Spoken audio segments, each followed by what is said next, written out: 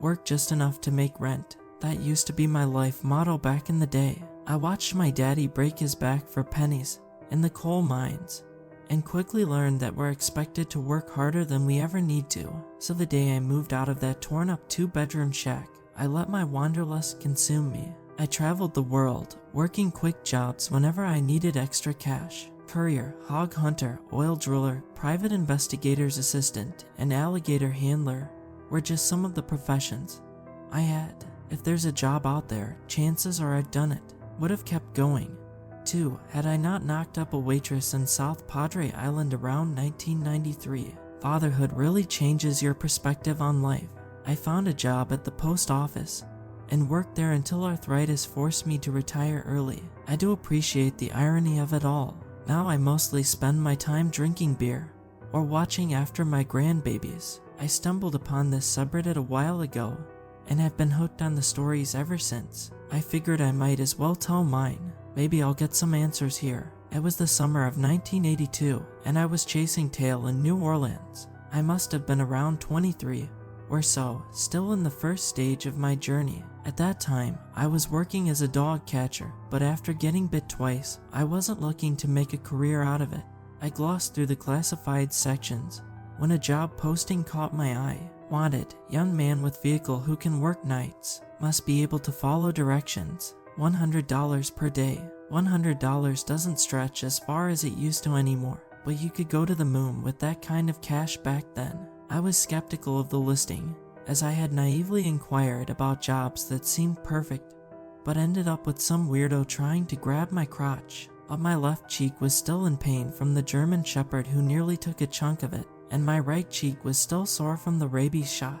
If I didn't find work soon, pretty sure my mangled ass would be on the streets. I called the number and a man with a raspy voice answered. I explained I was calling about the gig, and I got an address to meet on the outskirts of town. I drove to a dilapidated dirt brown office building called Henry LeBlanc Realty. A hefty middle-aged man answered the door and introduced himself as Hank. "You'll do, I guess," he said with a cigarette hanging out of his mouth, unbothered as ash puttered down his faded green polo. We sat at a small poker table, the only place free from clutter in the cramped office space. "You got a big mouth, son," he asked while studying at me with gold, rimless glasses that hung low on his nose. "Pardon, a big mouth. You got one." Pause. "I need someone who can keep their trap shut. I ain't no rat." "What kind of job is this?" Hank waved me off. "I ain't asking you to do anything illegal, son. I just need someone who appreciates confidentiality. You need me to sign anything, or what?" Hank shook his head, clearly not appreciating my flippancy. "Don't need you to sign a thing. Just need to know I can trust you." "Yes, sir, you can." Hank sighed and leaned back into his chair. I could tell he was mulling over whether or not to give me the job. "Does that cutlass out there have a radio in it?" he asked while gesturing toward my prized 1976 convertible I parked out front.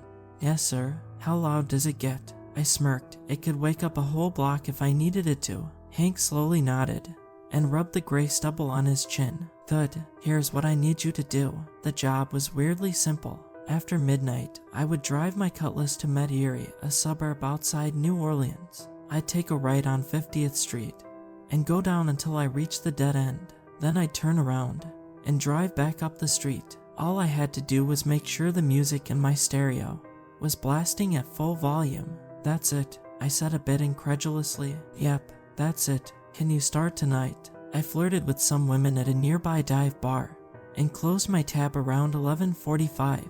I hopped in the Cutlass and cruised to Metairie, feeling the hot summer breeze on my face. A neon green sign labeled 50th Street appeared, and I pulled over to the corner to turn on my radio. The street was dead silent, and all the streetlights were off except for the one flickering at the dead end. Come to think of it, it may have been the only light on at all.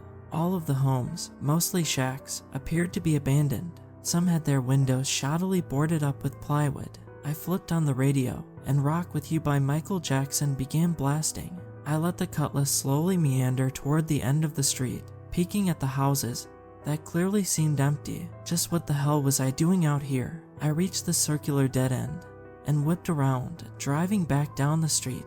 As I went to turn out of the block, I could have sworn I saw the house at the corner turn its lights on. I turned the radio off and drove back to Hank's in silence. When I got to Hank's office, I was surprised to see him there. He was still smoking cigarettes and drinking from a cheap bottle of bourbon. His face was pale and he looked incredibly anxious until he saw me. "Oh good, you're back," he said, the color returning to his face. "Yeah, of course," I said, perplexed as to why I wouldn't be. I stood in the door, shuffling my feet while Hank went out back. "Here," he said, handing me a crumpled $100 bill. "Can you work again tomorrow night?" I accepted and began my routine the following evening, buying everyone at the dive bar around with my newfound wealth. The drive to 50th Street seemed longer than usual, and I missed my turn several times trying to find it again. I blamed Jim Beam. After driving in a circle for almost an hour, I saw the neon green 50th Street sign flicker and skidded into the block. The street was silent again, and the light at the end flickered incessantly. I was fumbling for a cigarette when I heard a sound that made my stomach churn. It sounded both like an animal howling and sheet metal scraping together. I turned the brights on and hoisted myself up but couldn't see a damn thing. Then my headlights quivered before going out entirely. I slammed my fist down on the dash and heard the hum of the lights restarting. Feeling unsettled, I turned on the radio and started blaring Physical by Olivia Newton-John. Though my radio sounded more distorted than yesterday, I made my way down the street, squinting in the dark to try and see what was in front of me. I almost reached the end of the block when the Cutlass's engine sputtered and slowed to a stop.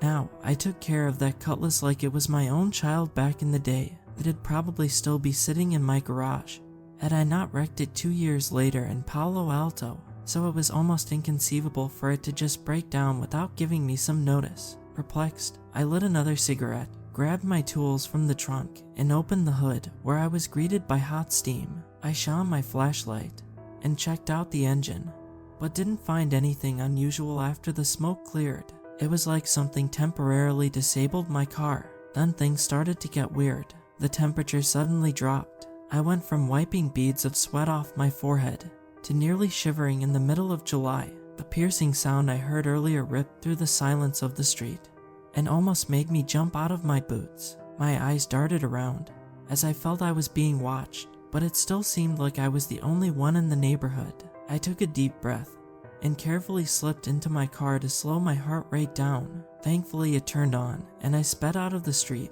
ignoring the potholes I hit on my way out. I got to Hank's and saw him pacing back and forth through the window pane and muttering to himself. Hank seemed pleased to see me again. "Let me get your cash," he said, and returned with another dirty $100 bill. "I can only pay you for one more night. Are you in?" I accepted, now more curious about what I experienced than getting paid.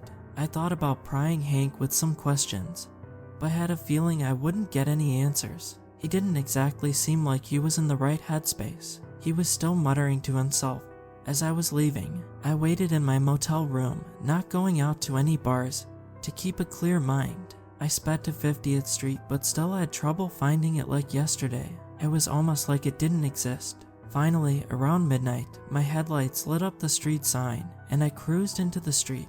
The Cutlass started acting up again, cranking and jerking almost like it was scared to move forward. I turned my radio on, but all I heard was static, followed by strange sounds I didn't recognize. I turned my stereo all the way up and coaxed my car to lurch forward. The houses looked like they were in even worse condition, with some missing roofs. The streetlights were still off, except for the one at the dead end. I took a deep breath and pushed on, gluing my foot on the gas pedal. An overwhelming sensation washed over me. I felt nervous, similar to how I feel when I'm getting my teeth scraped at the dentist. Even though I turned the volume all the way up, the static grew louder until it was almost deafening. My headlights started to dim, and then shut off entirely. 50th Street wasn't a huge block, but it felt endless, with the light at the end seeming to move further and further away. I yelled in determination and slammed my foot down on the gas. I felt a gear shift and zoomed toward the dead end. Once I got there, my car halted to a stop, and the flickering street light went dark. I took a deep breath and shakily pulled a cigarette out of my mouth. I tried turning the key in the ignition, but the Cutlass stalled and sputtered. It was so dark, I couldn't see anything in front of me. The awful sound I heard last night pierced through the quiet evening, and the street light and my car turned back on. Instead of static, music was playing, though it sounded like old-timey ragtime. I didn't recognize the song. In front of me was a young woman in a tattered dress. Her back was turned to me, so I couldn't make out her face. Her head was cocked to the side, and she stood stoically under the streetlight. I tried to turn the radio off, but it wouldn't budge. I leaned out my front window and tried to get the woman's attention. She slowly turned around, and I still couldn't see her face as her clumpy, mangled long hair covered her eyes. I could see that her mouth was smiling, but it quickly turned into a sour expression. She began to walk toward me slowly, and then quickened her pace. I shifted the gear into reverse and sped down the street, but to my amazement and horror, the woman kept pace with the cutlass. Her face was now contorted with rage. The music grew louder, and I noticed I was going almost 90 miles an hour. The agonizing noise almost made my ears bleed, and I frantically tried to steer my way out of the neighborhood. I looked forward toward the woman, but she was gone, and I realized that my car wasn't moving at all. In fact, I was still at the beginning of the block, only this time, the sign read 49th Street. Shaken, I drove slowly back to Hank's, eager to get some answers, but he was gone too. A $100 bill was on the table with a knife through the middle of it. A crumpled up note simply said, "Thanks, kid." I went back to my place and immediately fell into a dreamless sleep.